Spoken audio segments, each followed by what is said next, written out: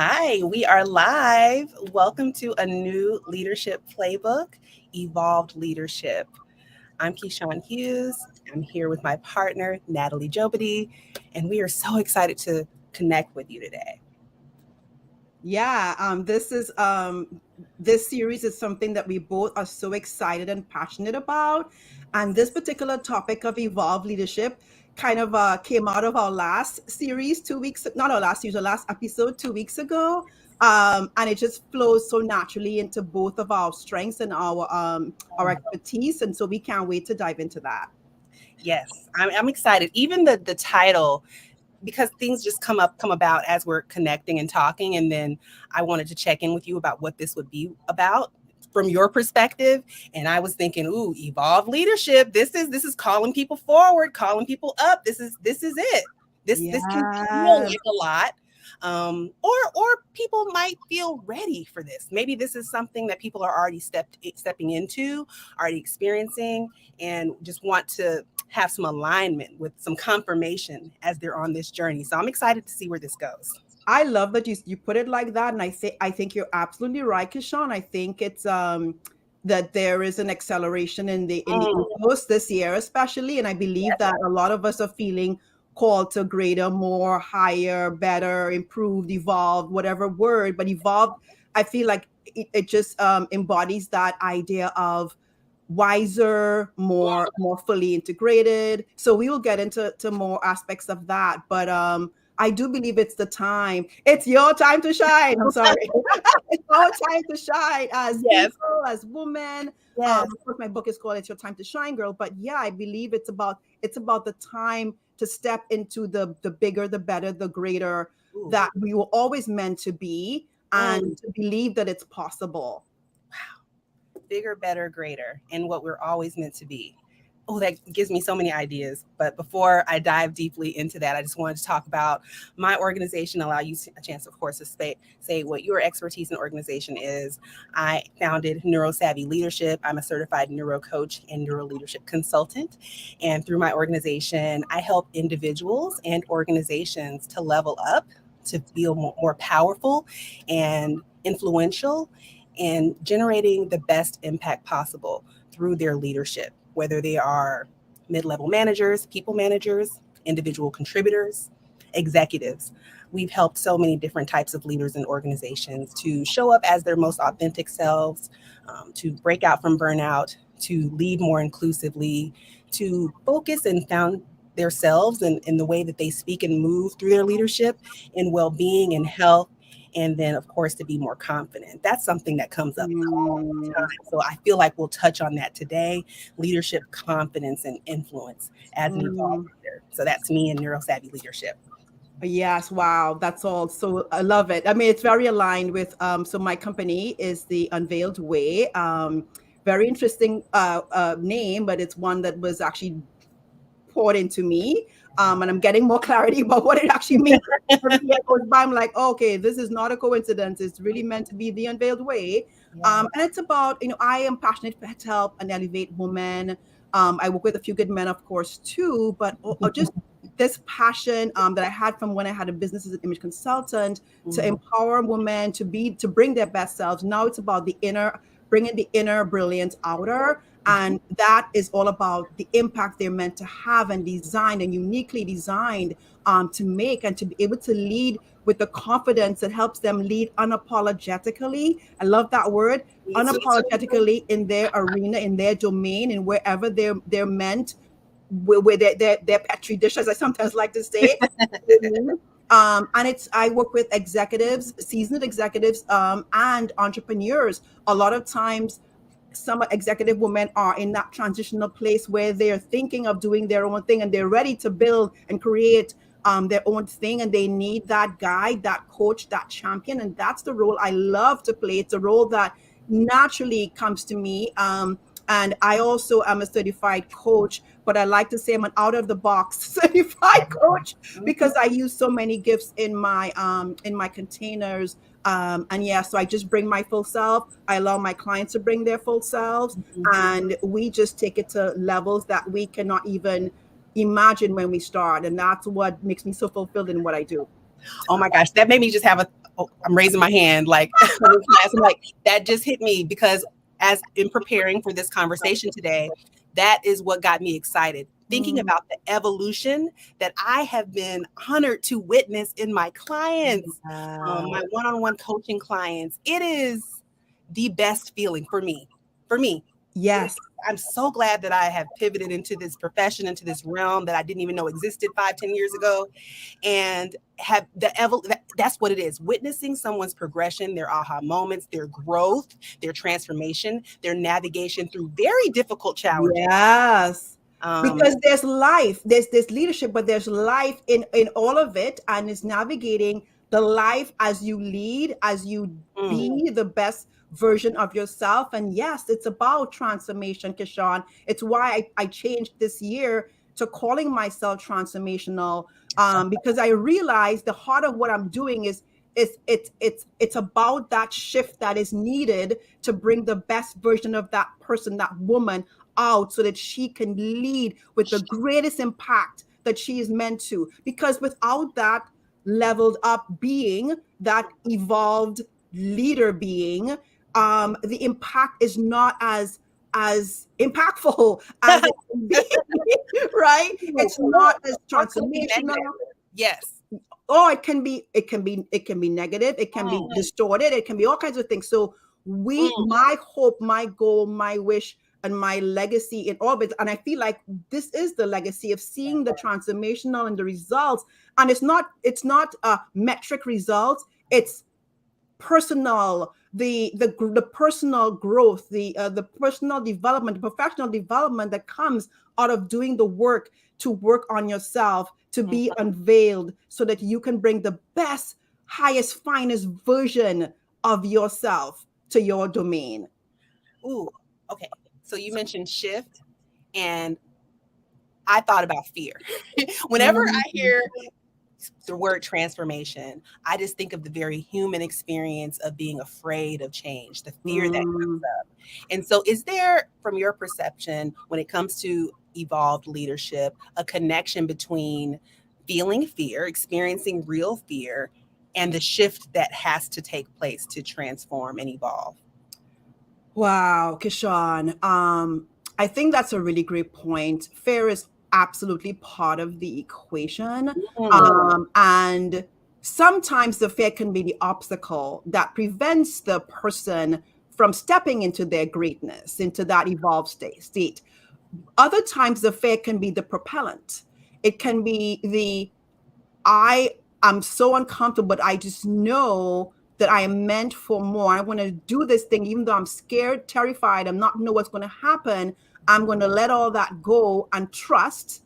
So some of the things we talk about, the trusting, the letting go, the knowing that, or the vision of, there is so much more that is possible. And a lot of times our mindsets can stop us from seeing the full gamut of what is possible within our hands, within our abilities.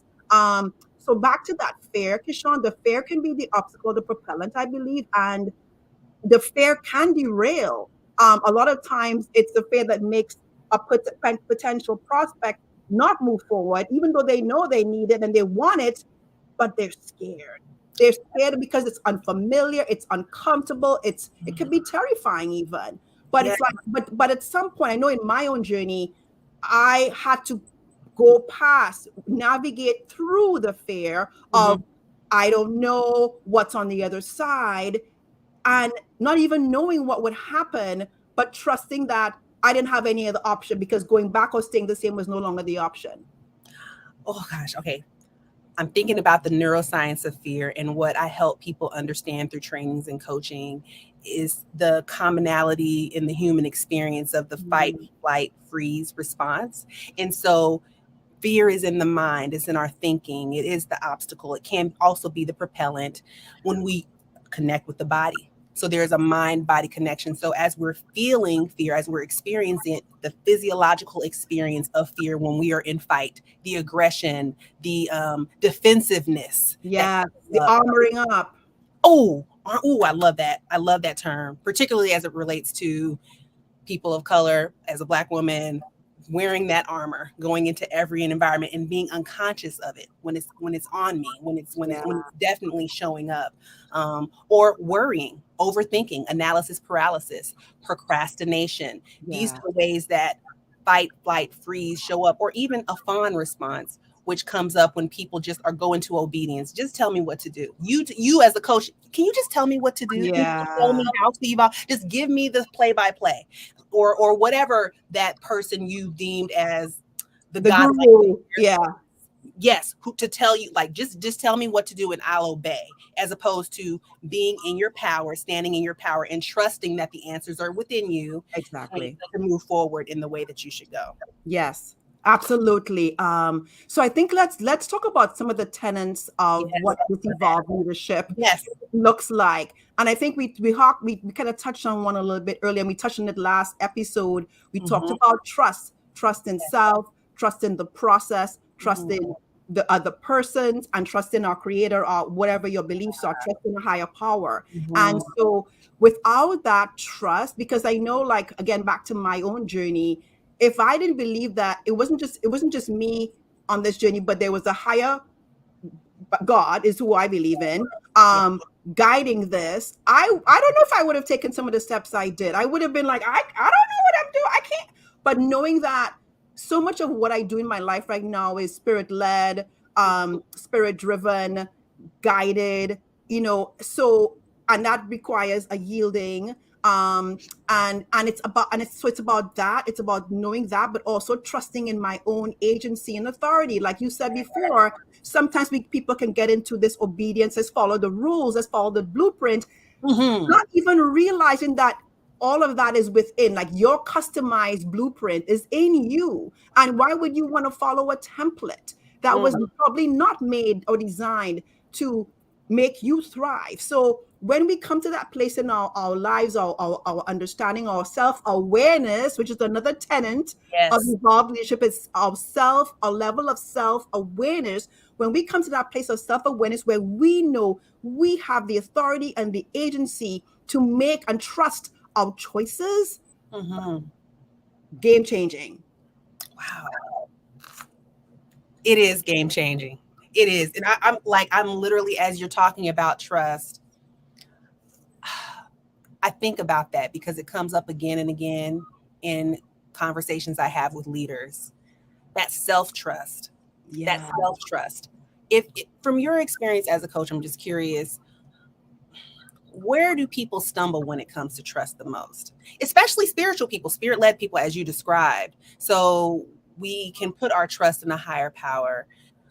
But what about when it comes to us? Yes, exactly. Yes. And that's something I feel so strong about, because I am not about, well, God will take care of it. God will take care of it, and right. And we don't just go like, okay, I'll just sit here and wait for the miracle or whatever. We have to take active steps, right? So that self-trust. So one of the biggest sabotage to that self-trust, and when we probably don't want to get to right now, is that imposter syndrome. Yes, that's the word. It was coming so many women. I don't know what the stats are. I've not looked at it before, but it's very high. It is. And here's the gotcha about it. And I say this to people I coach. I say it when I speak. The higher you're going, the more elevated, the more visibility, the greater the influence you have. That imposter can be more, could be louder, could be stronger, because that's when it comes into play. When we're trying to level up and evolve, that imposter starts to go, wait a minute, who are you? Who do you think you are? What are you doing? Yes. That voice, that critic that has been formed from us from way back when, knowing and recognizing that voice versus our own inner wisdom is part of the evolving into the leader you're meant to be. Because without that recognition and that self-awareness of my imposter is talking right now, and that what it's saying is not true, you will be derailed by the narratives the imposter is telling you about your abilities and your competencies and your capacities. There I go, doing that thing. We love it. Because you wouldn't believe that you are able to do them. So part of self-awareness is the work on silencing the voice of that inner critic or imposter, so that you can then allow the inner wisdom that is within all of us to ring louder and clearer. I would love your thoughts on that. Oh my goodness. Okay. So a book is coming to mind that I've been listening to by my favorite neuroanatomist, neuropsychologist, Mm. Jill Bolte Taylor, called Whole Brain Living. Mm. I love her books because she's a neuroanatomist and neuropsychologist or neuroscientist, but she speaks in a way that's super easy to understand. Mhm. And she breaks the brain into 4 parts, and she gives them characters. She gives them personas. Mm. So each of those characters are designed to help us live in this earth. We come, like you said, the blueprint is there. The blueprint, from my understanding and from Jill's, I would say, is in the brain, and the way it functions, the way it's designed.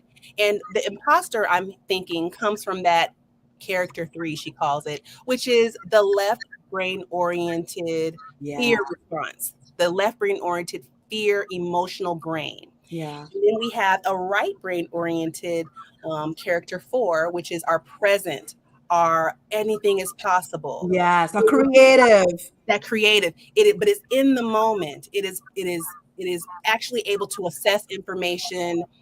The left brain talks about memory. From my memory, I've never done this before. It speaks from the place of familiar. That's what I'm afraid right now. The character. Yeah. I call mine Tracy. She's unhappy about everything. Everything is a problem. Everything is to be just an issue, right? There's nothing positive going on, and she's speaking from experience, from memory, for survival.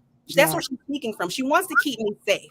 She wants to keep me in that safe space. But the character 4, I haven't quite given her a name yet, but let's just call her Blossom. She's like, based on the present circumstances here, this is actually in alignment with where you said you wanted to go.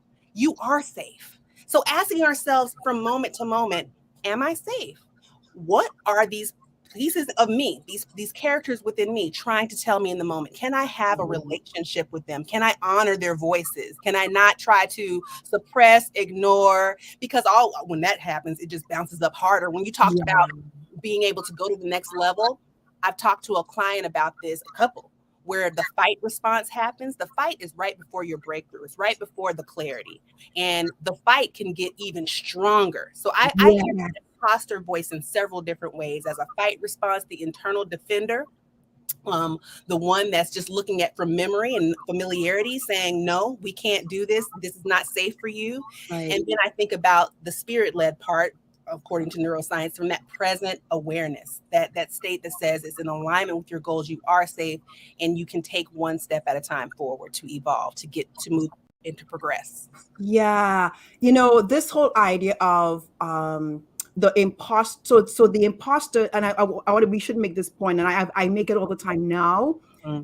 The imposter is there. It's trying to protect us. Protector. It is trying to protect us based on experiences from the past. It is just trying to say, so it sounds negative, it sounds critical, but really what it's doing is trying to protect us from failure, from hurt, whatever it is. So once we understand where that imposter is coming from and recognize the voice, and I give it names to my clients too. Like I have my clients say, "What's that name?" I actually don't have my own name. I realize I don't have my own imposter name, but I know it's exercise. Yes, I know it's like, well, but I have my clients do that. The naming is awesome. But knowing that imposter is coming from a place of protection more than anything else allows us to dialogue with it in a more compassionate way. Dialogue with it. I actually shared this exact point with Com Team on their podcast. And I was saying, there's a way to speak to our imposter, which is coming from a place of, I hear you. I understand what you're trying to do now. But you know what? I'm good. I'm actually feeling very courageous right now, and I'm ready for this. So I thank you for wanting to protect me, but I'm going to take this choice. That's a way we can talk to our imposter that is loving, but also coming from our authority of, but I know what I need to do. And I've got my right brain, as you're putting it, Keshawn, with the right brain is giving me the understanding that this is an aligned choice to me, and I can say yes. Yes, it's so good. It's so good. And you're speaking to, and you mentioned several descriptors that are neurosavvy tenets for neurosavvy based leadership. I call it compassion is one. Compassionate. So to be compassionate towards ourselves first. And another tenet, whenever I go into a training, I typically open up and say, I want this to be a two-way dialogue. I want to learn from you. So when we do that with ourselves, we Yes. both have an approach where leadership comes from the inside out. Yes. I only want to be led by leaders who have a relationship with self in that way. All their parts of self, the self-awareness, like you said, that comes into play when it comes to being an evolved leader. Yeah. You are aware of all parts of you. You're Right. aware The good, the bad, and the ugly. Yes. It's all you. It's all there, according to neuroscience, for your survival and efficiency. Yeah. But when we want to get to an evolved state, we want to be compassionate. We want to really hone in on what our areas of competence are and stand in that, you say, agency and authority of our competence that we have earned, those skills that have carried us through, that help us to be an authority in the rooms that we find ourselves in. So if we can balance that with compassion, with courage, as you said, because that's there. And I look at courage as the fight's not gone, the fear is still there. I'm just aware of it and moving with it, as opposed to, once again, ignoring, suppressing, not acknowledging it, not being with it. Yeah. So I think courage is one of the other tenets of evolved leadership, because so much of leadership requires one to make choices where you don't have all the information, you don't have all the data, things are going, there's all kinds of moving parts. And so I see courage as, there are a couple of ways I see courage. One of them is that, like, being able to say, wow, I don't know all the things, but I'm going to trust my knowing and what my people are saying to me, and I'm going to go with this choice. That's one act of courage. Another way to showcase courage is to challenge status quo.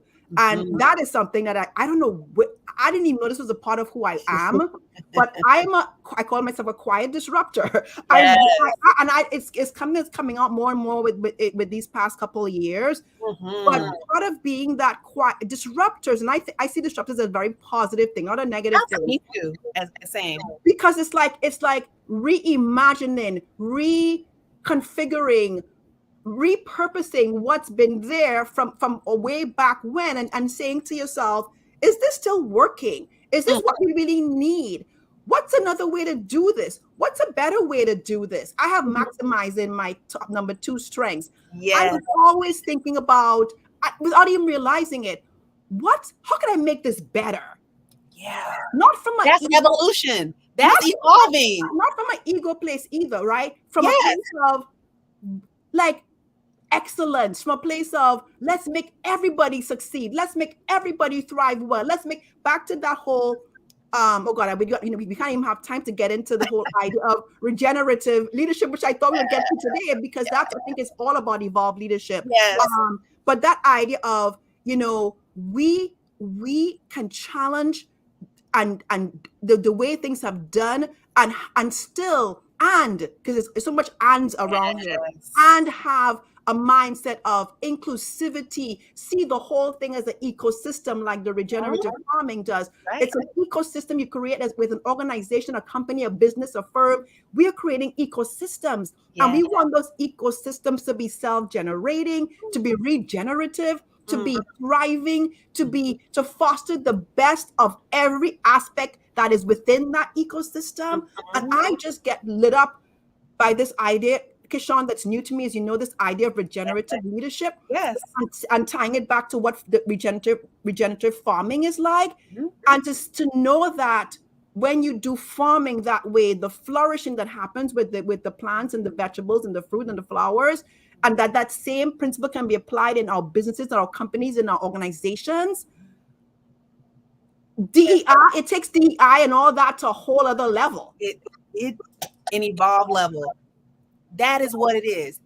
When I think of evolution, is to reimagine, as you said, reframe, rethink, to improve for all. What's the win-win? Because it is in alignment with an abundance versus a scarce universe, a scarce set of resources where there's one pie and we all get a piece. And once that pie is gone, there's no more. That Right. is the realm of devolved leadership, I would Right. say. Right.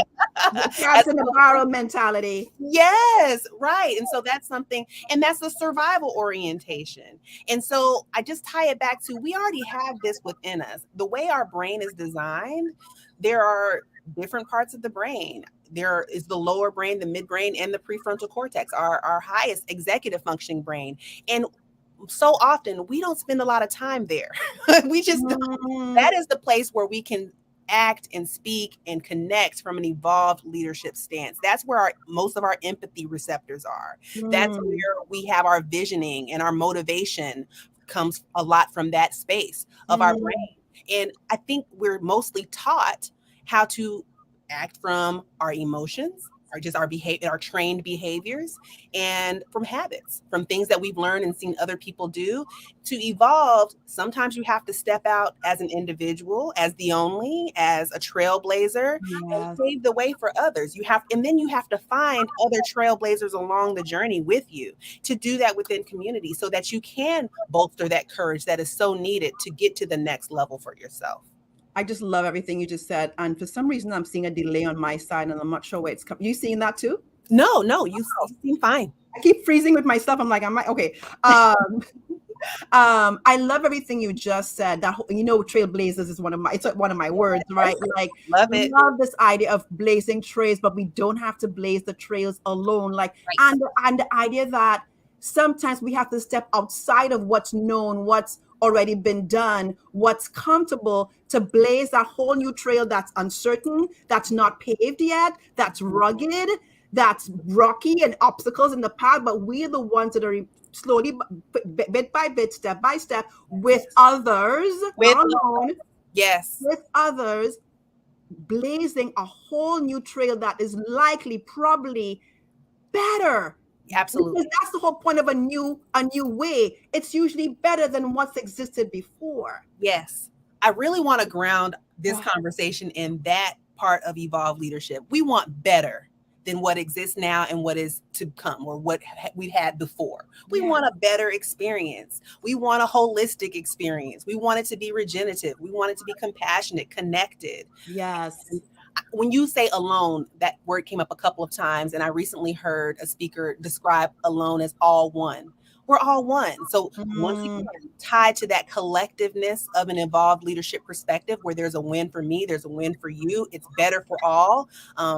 As we work towards that goal, as we experience and savor that goal, once we reach, right? Evolved leaders savor their accomplishments. They savor their wins. They savor the enjoyment of all who are experiencing what was worked so hard towards. Yeah. Oh, and you, so if you don't know, Keshawn and I did a whole 4-part series on savoring, which is why she brought that in, and we have used the word often. But it's the savor word we love, and we talked about how part of being growing and self-awareness and being an evolved leader is knowing that you can savor and take time to pause and honor and sometimes reclaim all the things that you have laid out and built and created, and the fruit of your labor, to take the time to celebrate them, because that's what keeps us going. When things get rough, we remember the journey, remember the wins, remember the achievement, and not from the achievement part, but from the look at what the seeds I've sown, look where they have gone. And when we can remember that in the hard times, that gives us fuel to keep going and pushing through. And so we all need that.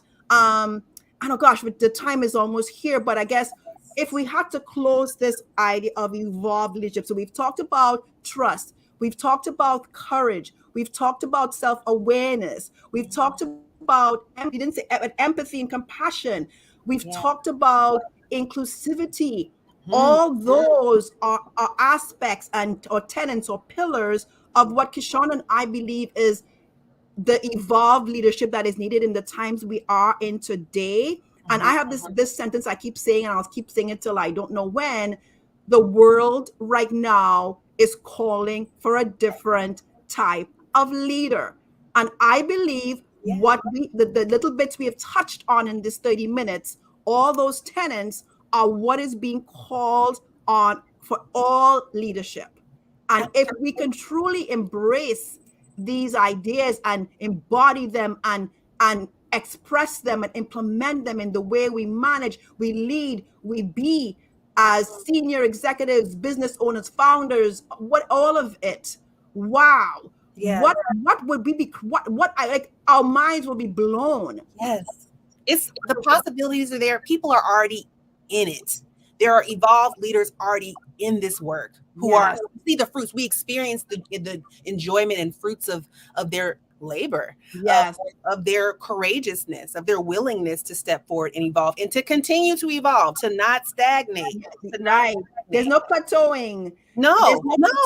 We can we believe in pausing. Yes. And we pause, we integrate, we reflect, we have self-reflection. All that is all part of it.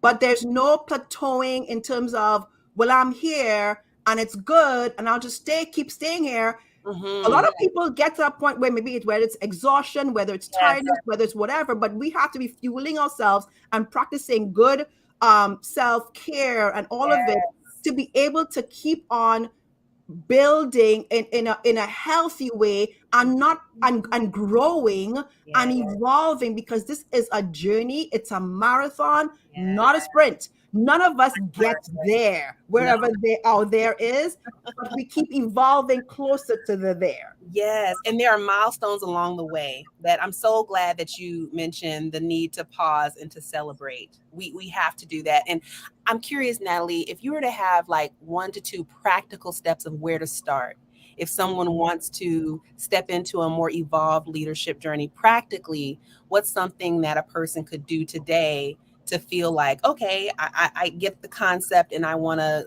keep this going. I want to keep this going.